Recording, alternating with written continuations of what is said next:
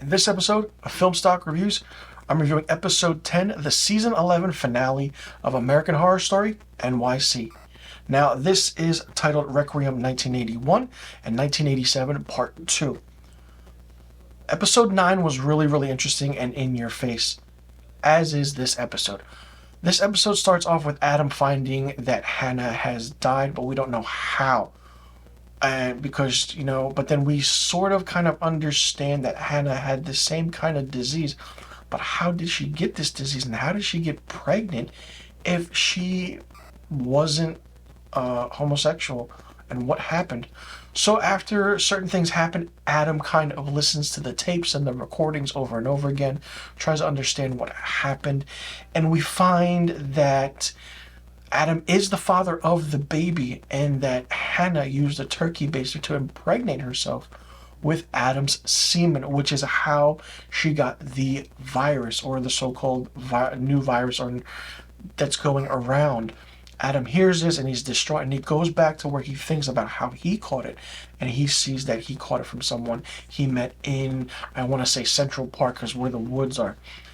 This whole aspect of Adam is really interesting. He then tries to figure out certain things of how to stop this, and he puts together this pamphlet that says rough playing, use a condom, and he posts it everywhere. Goes back to the Kathy's place, the cabaret singers, and kind of puts it everywhere there. And Patty Lupon's character says, I'm closing shop, I've disinfected everything, but people keep getting sick and people are dying. So Adam does his own thing, goes on the train, and is seeing that weird old homeless woman again, trying to, as imagery and do certain things, and that's really different. Adam does go to the doctor to get that little mole sample done, and trying to figure out what it is. He tells the doctor, I just want to be 100% sure what this is, because I already know, but you have to let everyone else know what it is. Doctor's like, how can I let everyone else know if I don't know myself of what it is? It's really interesting how Adam's story progressed in this, and then Hannah trying to figure out what happened to her, and then we do find out.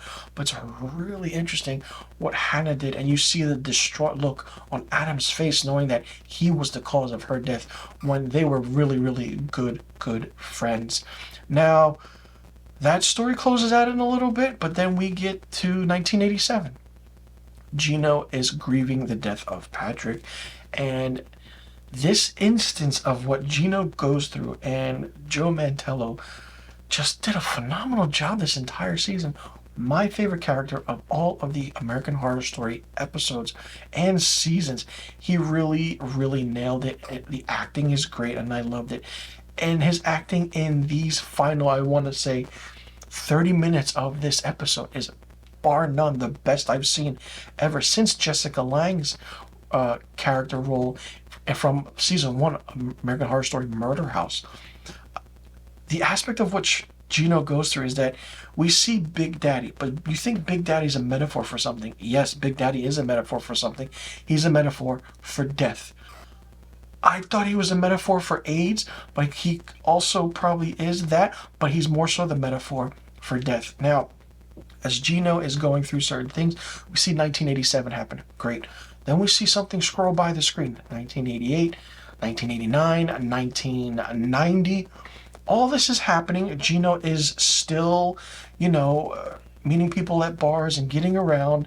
Even though he has this disease, he has this medication that he takes, kind of mixes it up as a paste, and Clay also puts it on his wounds. And he's just so distraught. But as everything else is around him, he's going about his day. Big Daddy is killing people around him. So while everyone else dies around him, Gino still lives. The metaphor is utter brilliance.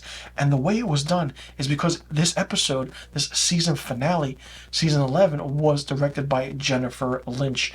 Jennifer Lynch also directed the 4th episode of this season, and it was utter beauty. Now, as Gino is going through the years, he's aging little bit by little, and he's getting skinny little by little, and he's just doing his thing. But the aspect of how the lighting is done, the sheer imagery of the murkiness, the slow gravitas of the aspect of how everything just flows away is really, really good and really, really different than how a death scene should be in a show. And this really stood the test of time of how things are done. And then we finally see Gino succumb to the virus, the AIDS virus, and Adam walks in, places a little locket amulet on the body of Gino, and then steps up to the podium, looks around, looks at Gino, turns to the camera, and then just sobs and weeps. And then that's the end, and that's it. After all this time, Adam is the one that is the sole survivor of this season, I believe, along with many other certain aspects of characters, but this was more focused on that. And Gino's character was my favorite. This entire season, I'm going to get into this, is so different than what we've ever seen in an American Horror Story. Ryan Murphy was given so much range and full control of what the topic would be. Is it a touchy subject? Yes, back in that day it was. And it still is today. And that's the thing that's bothersome. Something like this shouldn't be a topic of discussion, shouldn't be bothersome today even, of what's going on with homosexuality, the LGBTQ, or the aspect of that organization, those group of people, just trying to understand themselves, live their life, and enjoy, and be part of a community that really appreciates them for who they are. I support that group. I support the LGBTQ, the homosexuals. They're people like us. Just don't do things to them that, it's degrading. Don't do that. This show opened your eyes about certain aspects and what a topic of discussion could be with a show, and anything for that matter. It was done really well. It was written really well. The acting was great. And like I said, Gino Borelli was a phenomenal character. Joe Mantello, if he doesn't win an award for this role, I would be very, very surprised. I can definitely see him being nominated and maybe winning one or two, but have him be nominated. That's just all that matters. The writing is great. I want to see the writers nominated for a writing award for this. But, this show for 11 seasons has been really touchy on certain aspects of, the actors and the directing. Jessica Lange won an award for her role in the first season. Sarah Paulson has been nominated for certain other things, even Evan Peters, but certain actors haven't won for their roles that they've played in different seasons. Now, I see Joe Mantello as Gino as the surefire to get nominated. Will he win? I want to say yes. If he doesn't, I'll be surprised. I absolutely had a blast with this season, and from what rumors have said, this entire American Horror Story series has been renewed until season 13. So there's 2 more seasons left. What that could be, we don't know. American Horror Story NYC, or American Horror Story season 11, has definitely made my top 5 of American Horror Story seasons, and it's really hard to do that, but this kept my attention throughout, and it's been a long time since it did that.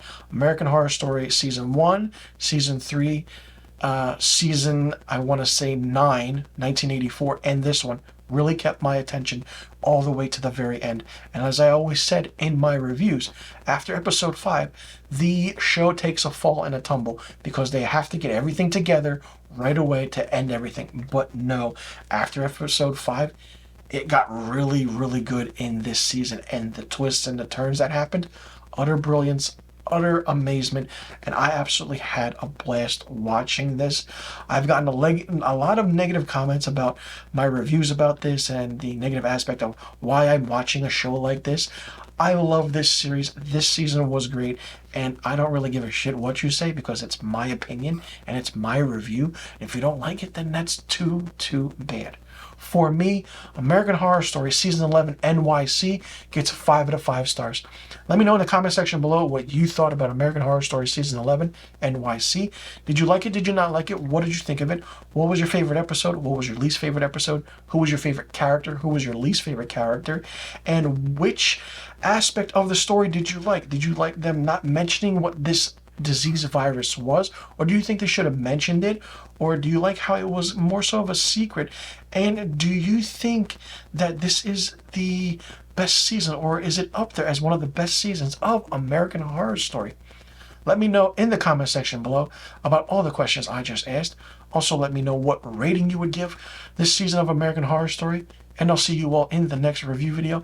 And I want to thank you all for tuning in to my reviews of this season of American Horror Story NYC, these past few, or this entire season and episodes. I really do appreciate it. Loved the feedback, the comments, and your theories about what was happening and what was not happening. It really, really was fun. And let's do this again in the next season of American Horror Story.